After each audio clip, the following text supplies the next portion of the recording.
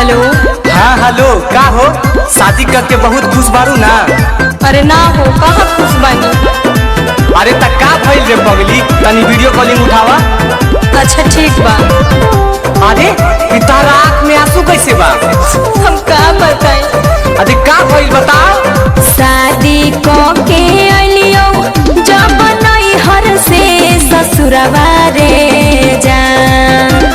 शादी को के अलियो जब नैहर से ससुरवा रे जान मारो हपिया वाले के रोज झड़ुआ रे जान मारो हपिया वाले के रोज झड़ुआ रे जान। दे तालाक सैया के आजो नई हरवा गे जान। दे तालाक सैया के आजो नई हरवा गे जान रखेला रे दी हो गौ तोरी लभरवा गे जान रखेला रे दी हो गौ तोरी लभरवा गे जान।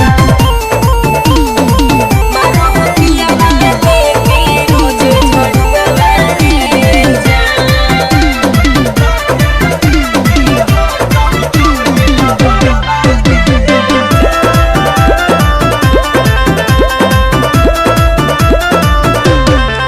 बाते बाते पे छोटा की नदी हमारा ताना मारो हो। रहे कुछ ना गलतिया तब खोरनी से जारो हो। देख हो कहियो मर जाइबो। सुन ओकरा संभाल के रहे लेबो। अब होता हूँ नहीं बर्दाश्त कैले ही यहू प्यार गे। जब मिलता हूँ तोर सैया देव गोली मार गे। लागो हो कि मोर जियो खाई के जहरवा रे जान। ऐसा मत करिए। लागो है कि मोर जीव खाई के जहरवा रे जान मारो हो पिया वाले के रोजे झड़ुआ रे जान। गे जान रखेला दे दी हो कहू तोरी लभरवा गे जान।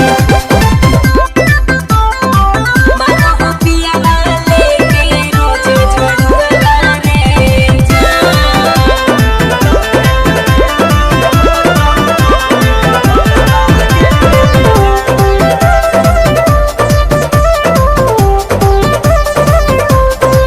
कोची कहियो हम रहन पियावा गोरे लाल के करा दुख हवा सुनइयो अपन बुरा हाल के।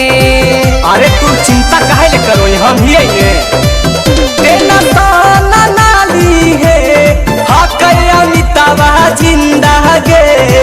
ओकरा दाद से नहीं सततौ छौरी कवन परिंदा गे।